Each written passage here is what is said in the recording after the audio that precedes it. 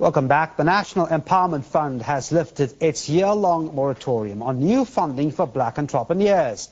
950 million rand is now available from existing reserves. The NEF says new capital is also anticipated following consultations with the Department of Trade and Industry. Well, NEF's communications manager, Moemise Motsepe, joins me now to talk about the funding. Moemise, thanks, good afternoon, and thanks for coming in. Thank you very much, David. Let me start by asking you to remind us exactly why that moratorium came in place last year. The moratorium came in place largely as a result of unrealized recapitalization. The NEF had been in consultation with government for a while, and when we were uncertain about the outcome of that process, the board of the NEF thought it prudent to discontinue temporarily funding for new applications. All right, so there seems to be some good anticipation now that money is available, this following consultations and talks with the Department of Trade and Industry. Can you tell us exactly what happened at the talks and where does the hope come from? Well, there has been a breakthrough in discussions by the National Empowerment Fund together with the Department of Trade and Industry and National Treasury. There is an undertaking on the part of government that the NEF will be receiving in the foreseeable future capitalization to the tune of 1 billion rand from a fellow DFI.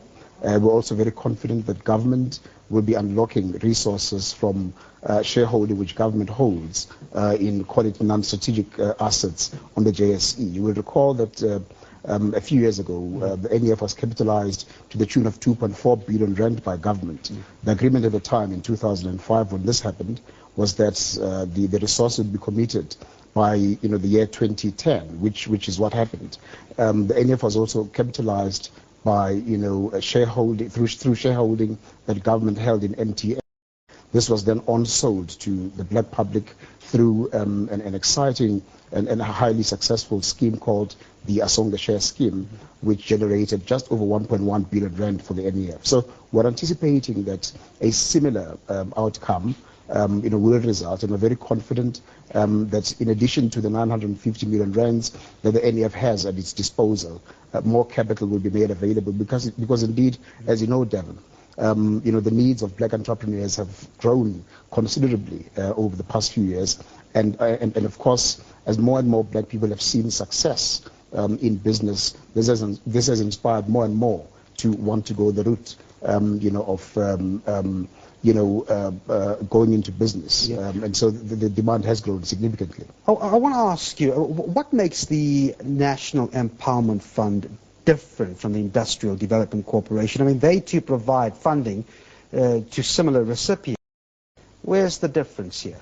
The NEF is very unique. It is the only development finance institution that is mandated by government exclusively to provide finance and non-financial support to black entrepreneurs for the purpose, of course, of pursuing inclusive growth. Whereas the IDC, on the other hand, exists for the purpose of providing support to businesses that want to propel industrialization in the country, regardless of whether these are black or white-owned businesses. In the case of the NEF, black, of course, as defined in legislation, would relate to African, colored, and Indian people. So that is the exclusive mandate of the NEF. And that is important because, as you know, historically, black people were excluded from the mainstream of the economy. And as a result, if you are to use the JSE, for instance, as a proxy, black people own less than 5% of the economy.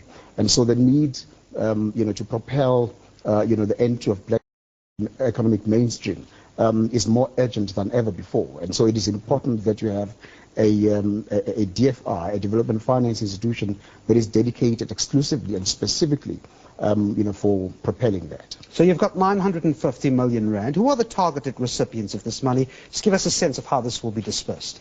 Well, of course, this will be dispersed throughout the country for black entrepreneurs, among black entrepreneurs who want to start, new businesses, those that want to expand existing businesses, and those that have opportunities for equity acquisition in existing businesses. And this is for a variety of outcomes. This could be in your area of franchising, for instance. It could be in the area of rural and community development. It could be in the area of industrial and manufacturing development across the spectrum. The NEF funds, of course, across the all sectors of the economy. All right, we're going to have to leave it there. Thanks indeed. The NEF's communication manager, Moemise Motsepe. Thanks indeed for coming in. Thank you very much. Now, still to come, party manifestos place a premium on job creation in their election campaigns. We'll give you all the details after the break.